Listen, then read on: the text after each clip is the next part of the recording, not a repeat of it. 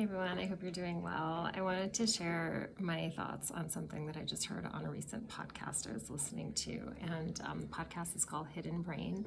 If you haven't checked it out, I would highly, highly recommend. And one of the more recent episodes was talking about, and I might not get this exactly right, but the person that was being interviewed was essentially saying, and talking about the detrimental effects of when we suppress our emotions and when we don't allow ourselves to acknowledge them and feel them. And it was part of a bigger study she was talking about in the context of like happiness. And so the topic was slightly different. However, what I thought was super important about that share and how that really pertains to the work that I do is what I have seen over time when clients have brought different experiences to me, or they'll share something that's going on in their lives.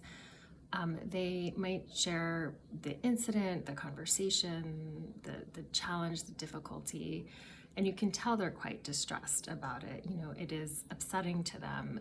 It might be creating a lot of sadness or feelings of betrayal or grief or anger or rage even. And what I find is that, and this is certainly not the case for everybody, but a lot of people in the beginning have a really hard time admitting to some of those feelings or even acknowledging them.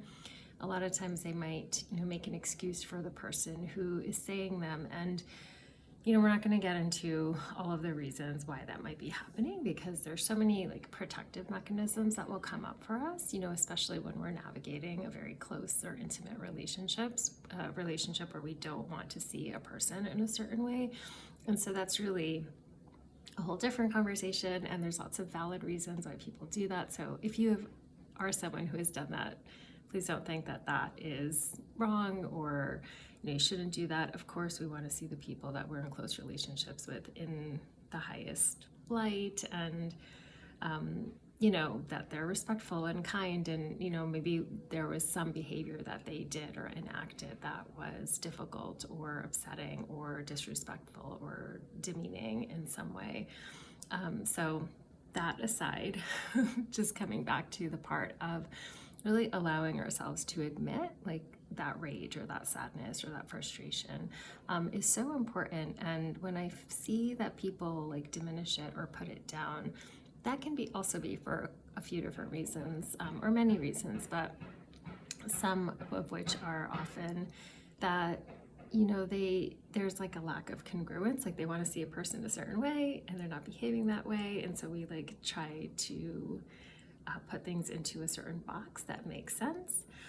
The other piece is if you have to feel through that frustration or that anger or that deep sadness or the fear, like then you usually have to do something about it, right? And so sometimes it's easier just to be like, I'm not going to think about that because, if I really think that through or take that to the next level and process it, I might have to take another action in the future that will be difficult, right? Like maybe I'll have to say something or speak up or, end a relationship or change the dynamics or parameters of a relationship. And that can be really hard. And so there's a part of us that maybe subconsciously knows like the next steps, and we're like, we don't want to go there. So we're just not even going to feel what's happening right now.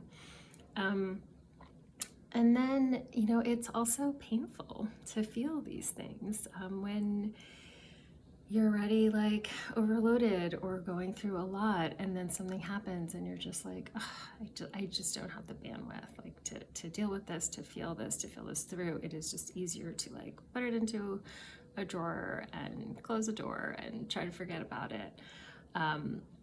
And that can be really just detrimental over time, because what I have seen time and time again is that it just doesn't go away.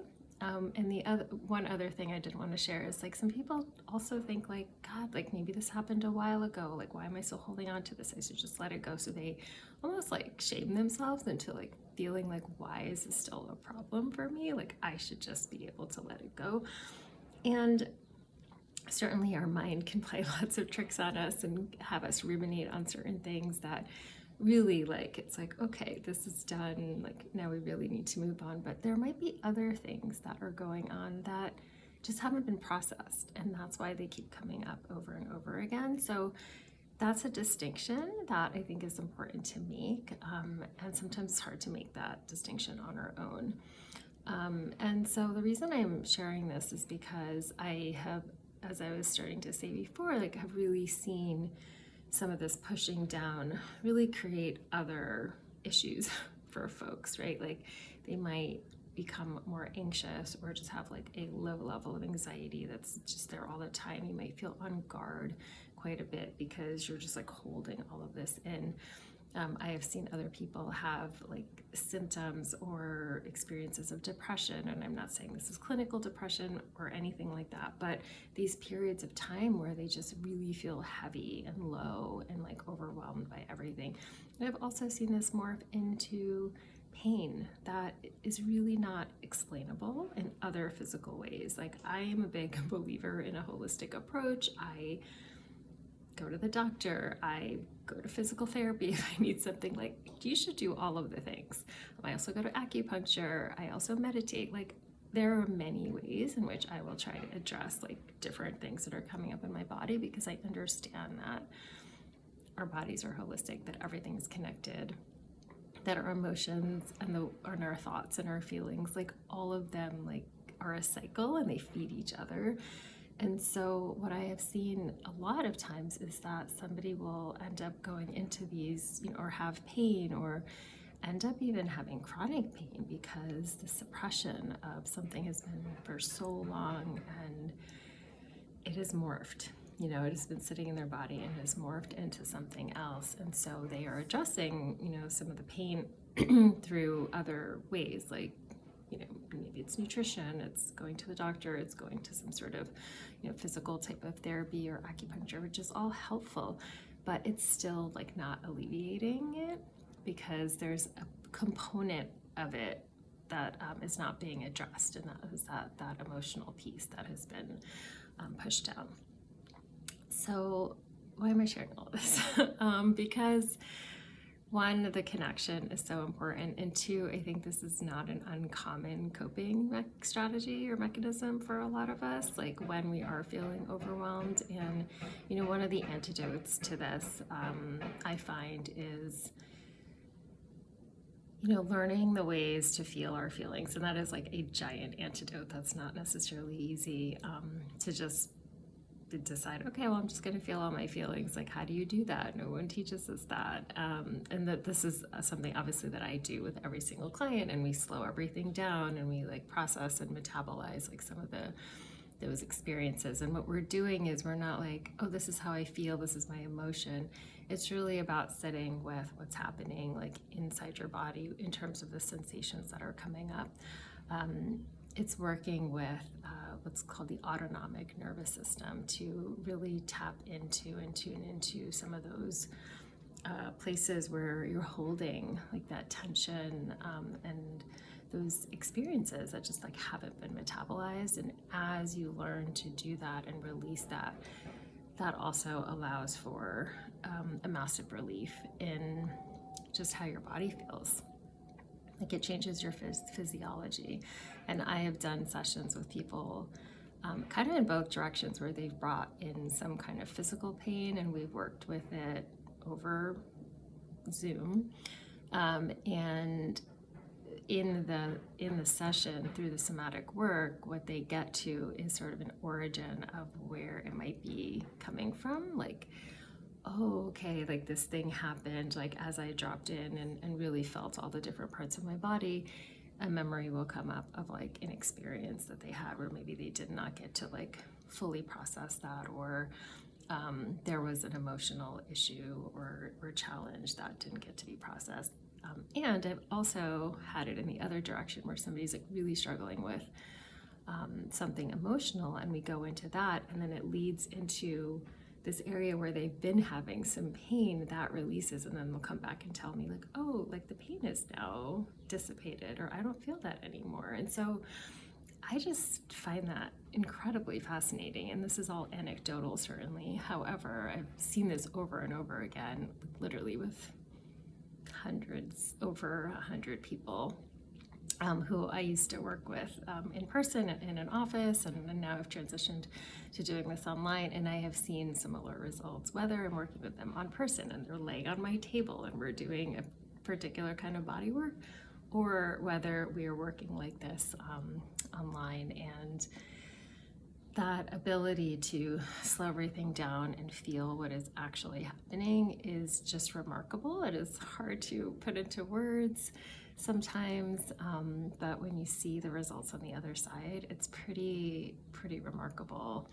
So if you're like wondering, am I holding on to certain feelings? Like, am I pushing these things down? Like, what is going on?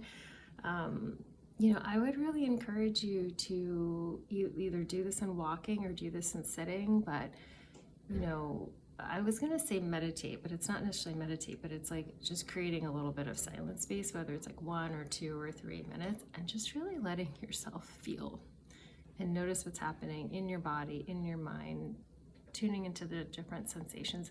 This is like what builds our capacity to just be silent and kind of feel into those things. And I say walking or sitting because sometimes sitting and being in silence, and that can actually be quite anxiety provoking for somebody who is new to all of this. So, if that creates more anxiety, please don't do that. But if you can get into a park or somewhere in nature and like not have your headphones on and listen to the sounds of nature, or the crunching of the leaves as you walk, or really just tune into those sensations and then start to notice your breath and your heartbeat and what's going on in your body. This is what's really gonna start to shift your awareness into some of that physiology. And really what happens when we slow down in that way is we start to notice the feelings that maybe we haven't really given much space to, and they are the ones that start to kind of rise up to the surface. And you might notice like, oh, I'm feeling a little bit sad. I wasn't sad earlier, like what's going on? And that doesn't mean that suddenly you're like making yourself sad. It's just like, it's normal. It's normal to have a range of feelings. It's just coming up to your awareness. You might just be with it. In 30 seconds, it could go away. And so as we do this regularly, it's sort of like cleaning out our system, right? And that will really shift really like your whole sense of self, but also when you can feel through that and really admit to some of these emotions and acknowledge and like allow them to clear, you will feel much more clear. So when you do have to then approach a person in a relationship that you are having a struggle with, you're not like a whole ball of emotions completely tangled. What you really are is a more clearer version of yourself, so that you can say what you need to say or do what you need to do, and do it in a much more empowered way. So I know this is kind of on the long side, so if you're still with me, I appreciate you sticking with it. I hope this was helpful, and if you have any questions about this work or anything I've shared, please always feel free to reach out.